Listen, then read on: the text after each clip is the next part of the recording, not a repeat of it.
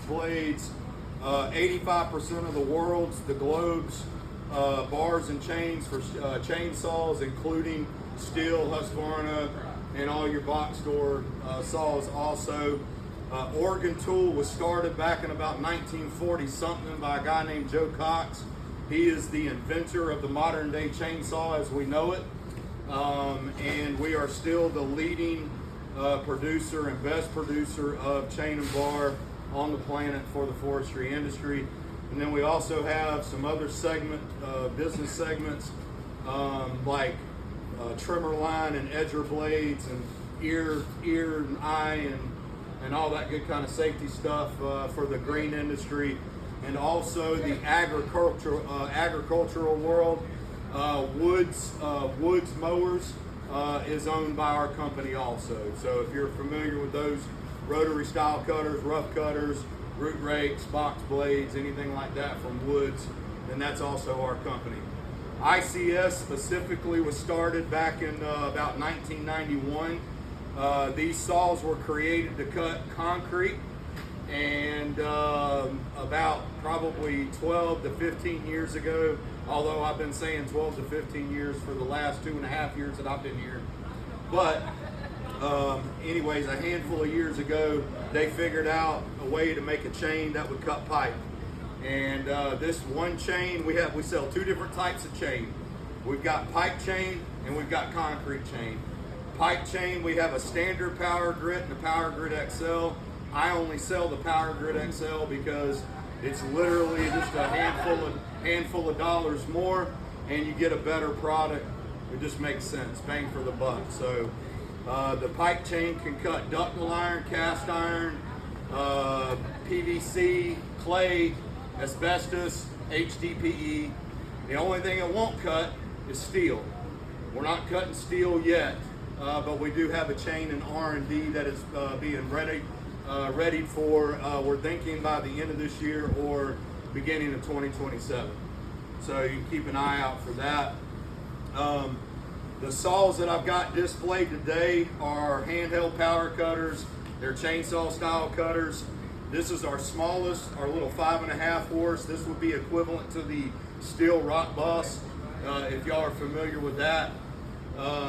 That would be the equivalent. This is our smallest and least powerful saw. The next saw is our 695 XL. This is kind of it's our gas-powered cream of the crop, if you will. It's our most popular package because it is the most versatile, and at the end of the day, it's the most inexpensive, or at least less expensive than getting into the hydraulic.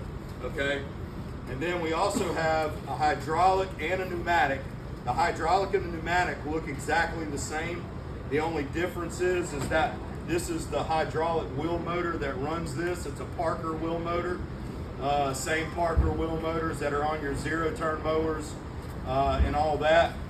And then the air saw, or the pneumatic saw, has a big-ass air motor that makes it even a lot heavier than this thing. So not a very popular saw, but we do sell it because there are outfits out there, pro concrete cutters and cores, that use air and use compressors, especially if they're working indoors and things like that, to keep air quality clean. So the reason I'm here today is I'm here to present these saws to you for two reasons. The safest way to cut pipe in the trench, and secondly, the most efficient way to cut pipe in the trench. It's not even debatable. Hands down, it's out the door. The only thing we're going to do is just show you why today, okay? I'm not here to demonize chop saws. I'm not here to demonize the demo saws, pipe saws, chop saws, whatever you guys call them, the circular saws. Not to demonize them, just to say that there's a better way and there's a proper way to use them. The biggest problem that we have with the circular saws in the trench is you are in confined space a lot of times. You're having to excavate so far out this way, so far out that way, so far underneath to get the pipe exposed so you can make the cut. and then you make your cut, and typically you make your, you cut this area, and then you go to this side and you cut this area, and then you got to cut the underbelly, so you have to reach over and pull that guard back, and then reach up or go up underneath and hit the underbelly of the pipe. A couple of things I'll state on that. Number one, anytime you take a tool and start using it the way it's not supposed to be used, you're automatically opening yourself up for injury and liability. So injury if you're the user, liability if you're the company, right? So that's the easiest way to say it. OSHA says that it's a violation. It's actually a safety violation if you pull the guard back or modify the guard or use that saw any way that it's not supposed to be used, right? I don't know what the fine is for an OSHA safety violation now, minimum, but I'm going to venture to say it's probably somewhere in the $10,000 range because our government likes to get us, right? So they're going to get us tax us any way they can, and I would venture to say that 10 grand will buy you several of these gas saws at least. So a great way to invest in the front side, not having to worry about opening yourself up to liability if you're the company, or if you are the user of the saw in the pipe or in the trench cutting the pipe, you're not opening yourself up for needless injury, right? I've been on board with ICS for 2.5 years now. And in 2.5 years, of the reported that I know of, pipe saw accidents, and I'm specifically talking about fatalities. There have been 2 fatalities in my territory since I started. One was about 7 or 8 months ago in Eufaula, Alabama, and then there was another one about 1.5 years ago in Lexington, South Carolina. Both cases, they were simply doing what they've done, and I hear this all the time. I've cut pipe with a pipe saw 1,000 times. Great. It might be 1,001 that you find it back inside of your eyeball orbital bone, or hitting you in the neck, or like I seen in an injury over in South Carolina, a guy got opened up from here to here, and his pec relocated over by his lat. They actually had to reach and grab the pec and bring everything back around to this area and then stuff it until they could get help there to get him. He ended up living. He's still working with the crew over there, thank goodness. But there have been 2 fatalities in my territory. There's also been another pretty gruesome injury that we noticed. I don't know if you know, if you use those demo saws quite a bit, when you're throttling in and you're using it and you get done, you come out of the cut, and now you let off the throttle, your blade is still spinning at a very, very dangerous high rate of speed and torque, correct? And it does that for about, I don't know, probably about 1.5 minutes if you just let it sit there, okay? He was coming out of the cut, came off the throttle, went to turn, and somehow it grabbed his looser part of his pants, sucked it into his leg and all the way to the bone and filleted it open. Missed his artery in the leg by just a small fraction, okay?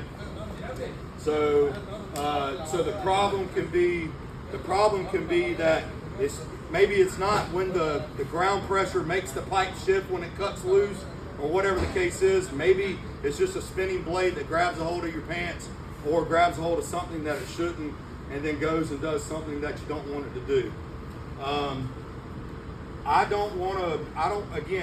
If you're up on the hill and you're cutting a piece of pipe or prepping a piece of pipe to go into the trench, use a chop saw. I've been using them since I was 17 years old. And if you use them properly, held properly, in front of you properly, and guarded properly, then you're typically going to be okay. But the problem is whenever we start talking about the ground pressures with the pipe, and when it cuts loose, it shifts. I'm talking about that fraction of a bit that it moves. And when it shifts, it closes the gap, pinches it on the blade, and then throws it back.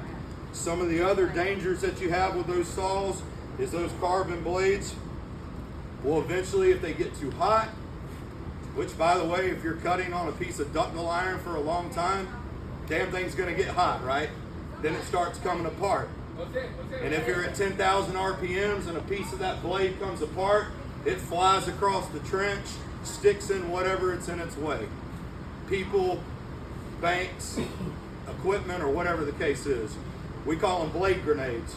So there's a lot of different ways to use the saw, but there's only one proper way to use it, and that's specifically in non-confined spaces and spaces where you can control how you dictate to use the saw.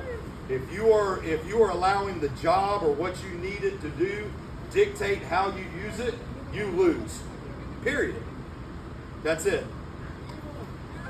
I'll stop right now and I'm gonna open up here. Are there any questions so far?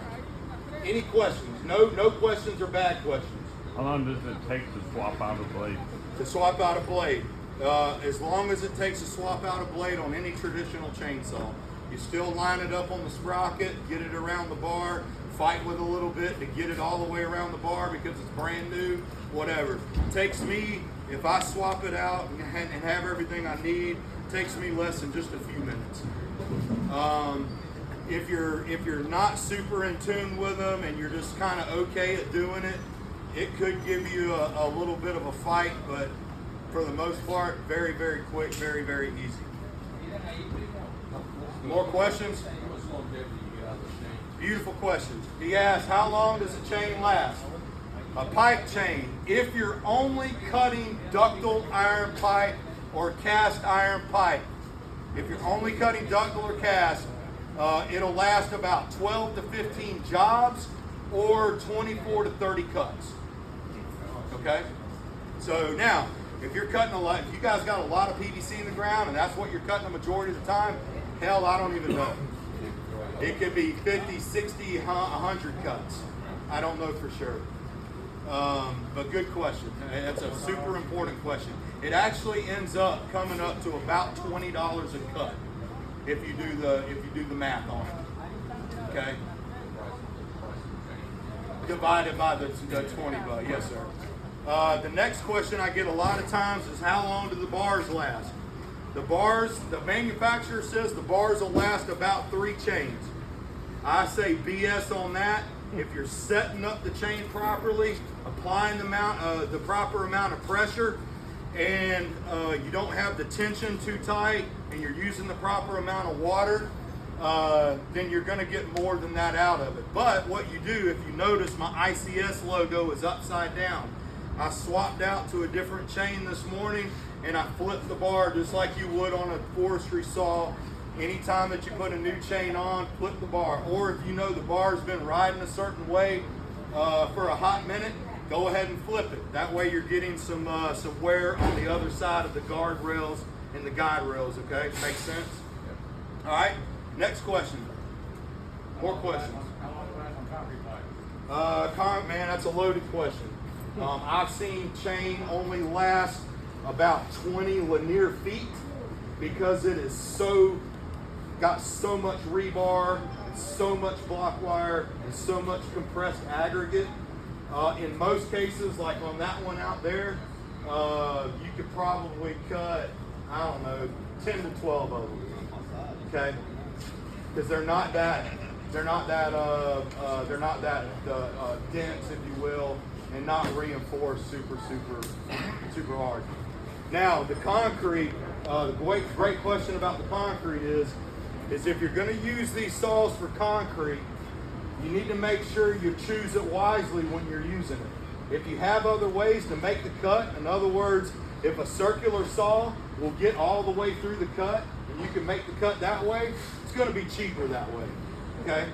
But if you don't have a saw that can get through it and you need to make that cut and it needs to be as precise as you can make it, then that's a good way to go. Just make sure that you learn how many cuts or how much cutting you're going to get out of it comparatively to the price of the chain, and just make sure it makes sense. Okay? More questions? More Which questions? one is better? Which what? Say it again. Of the 3, which one is better? So kind of a loaded question. If you're just asking me as far as capability and efficiency, then we're going to go with the hydraulic saw. Period. The reason being is because this is 5.5 horsepower, 6.5 horsepower, about 12 horsepower. So that's a big difference. So, but very good question. I mean, a lot of people want to know. Your advantages, gas saws, obviously you're going to have maintenance on the engine. Okay, you got a fuel filter, air filter, and a spark plug. I can teach anybody in here to do that in about 10 minutes. Nothing hard, okay? He apparently doesn't have as much faith as I do. Look at In somebody, go ahead and point to whoever you're talking about. Let's just get it all out on the table. But yeah, so the gas saw is maintenance. Consumable parts on these saws are the sprocket, bar, and chain. Sprocket, bar, and chain. Sprocket, change it out every time you change out the bar. Chain whenever you need it. When it stops cutting, and that's usually what happens. You're cutting, it starts slowing down, and within just a minute or so, it's like, it ain't going nowhere. Yank that son of a bitch off, throw it in the trash, pop a new one on there, and start cutting again. Okay? More questions? Keep them coming. I'm sorry? They are plumb, man. That's a great damn question. I wish you showed up to every one of these things. So, they are plumb for water. You got the delivery hose. It comes with a standard garden hose hookup. We don't care if you switch it out to a quick connect or whatever. All we care about is just making sure you use water. A lot of people ask, well, how much water do we need? Well, it's the manufacturer says it's 20 psi or 2 gallons per minute. About half of what we feed residential homes, right? At least that's what I was told. I don't know if that for sure. I just regurgitated it to make it sound good. But plumbed also includes the bar. This thing's a little corroded. You can tell that it gets worked or gets put around. But the bar is actually ported and channeled so that water goes in and then starts coming out. Ports everywhere here and the nose bearing to keep it clean and to keep it cool. That's our lubrication. That's the keeping it clean. That's the keeping it cool. If you don't use it, you're not going to cut very fast. You're going to destroy the chains very quick, and you're going to spend a lot of money for what's eventually going to be a boat anchor and sitting on your shelf because nobody's going to do it. I'll pass that around so y'all can see it. The sprocket is the other important part. And I'm going to pass these sprockets around. I'll start with this sprocket. One more question. Yes, sir. So if we connect that to the machine, how many feet of hoses that you guys have like, let's say you deep in the hole, and you have the machine all the way far away. I understand the question. So we sell, the only size hoses we sell stock out of our company are 25-foot hoses. So you got 25 foot if you want. Or you can say, I don't want to buy your hose, and you want to make 50-foot hoses for them, or 30-foot hoses for them, that's fine. Just understand that probably the best thing to do would be to make sure, because if you put 50-foot of hoses on there, you're probably going to be all right as far as the pressures and the flow is concerned. You put more than that, then what you're going to want to do is put a flow meter in line on that at the length that y'all have it and see where you're at and know where to adjust the machine at. Okay? All right. So I understand the questions and maybe the hesitation and all that, but there's a way to figure it out and to make it work. So I want y'all just to look at this sprocket. This is a used sprocket. Look at it real good, and then we'll pass a good one around after that. That sprocket came off a saw that somebody chewed me up one side and down the other at a public event, and was kind of giving me the business about it, telling me my saw was a piece of shit, and that the chain kept on flying off. They couldn't tension it. They couldn't do anything. They don't use it. They're junk. They'll keep using the pipe saw. I said, no problem. Listen, I understand you're upset. Here's a card. Reach out to me. Let me come by and take a look at it for you. I got there. Here's the other one. Just look at the difference. Not much. You got to compare the damn teeth, man. Oh, man, I'm just kidding. There ain't no teeth on that other one. These teeth are here. Those aren't. So, Operator error. well, and it could be. Or it could be just that thing had been on there for 3 years and they'd run 10 chains and it should have been replaced 5 chains ago. I mean, that's a $19 part. Pop it on there. You see what I'm saying? There's different chains for different materials. Yes, 2 different chains. I got a pipe chain, which is on these 2 saws here, and a concrete chain.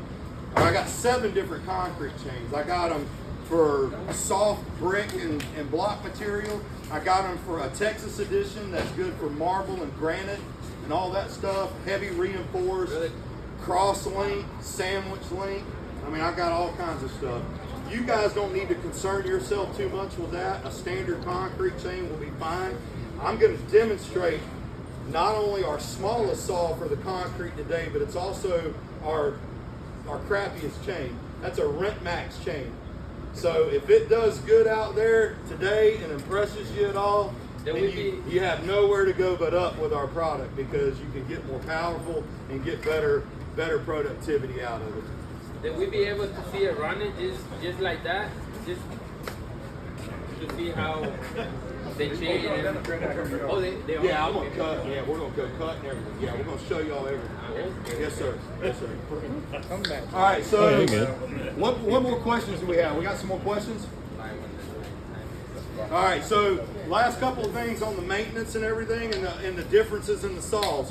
So these saws are maintenance on the engine, consumables and everything. These, no maintenance on the hydraulic saws. There's no filters, there's no nothing, okay? No maintenance. The only thing you gotta worry about is the sprocket, bar, and chain, the consumables, okay? And as long as you got those good and you're getting a good feed from your hydraulic, then you're gonna be good to go and ready to, thank you, sir. And you're gonna be ready to cut, okay? So, now, I want to set the expectation for the saw. I'm not here telling you I'm going to walk out there and run through that 8-inch piece of ductile iron in 30 seconds and knock it down, okay? What I'm telling you though is it'll produce a faster cut than you probably ever had at this point, unless it was a 4-inch that your circular saw could get all the way through, maybe, and all that. What I'm pitching here is the safety aspect of it. You have all kinds of kickback problems and gyroscoping and having to do guards and stuff like that. This saw, whenever I go to cut with it today, I'm going to lay it on the pipe, I'm going to give it a little bit of pressure, and then I'm going to put it through the pipe, and that's it. That's all I'm going to do. Nothing special. I'm not going to sit there and saw back and forth, you know, or rock it through or nothing like that. I'm going to literally put it on there, level it out, and keep a nice constant pressure on it, and it'll cut through that pipe in less than a few minutes, and everybody will understand why we're here, okay? All right? More questions? Anything? Anything at all? What are the price tags? Price? Yeah. All right, so I'm going to give you retail prices. They'll have to give you real prices. I'll get you a quote. So about $2,500 set up, about $3,800 or $3,900 set up, and complete with a set of hoses also. About $6,000, something like that. But I always like to follow it up with this. I always like to follow that up with this, and this is for the decision makers. That's still a whole lot cheaper than workers' comp, doctor bills, or the worst case scenario is you got to go knock on the door and let somebody's family know that they're not coming home. Okay? It's happened twice in my territory, so let's not sugarcoat it. Let's just go ahead and get it out on the table. As decision makers, we are responsible for how we do operations, correct? We got to make sure that we're making sure that we've got our liability reduced as much as possible. It only makes sense long-term for the company and long-term for our employees. Okay, that's all I'll say on that. More questions? Any more questions? We want to see you cut it. Okay, great. Let's go.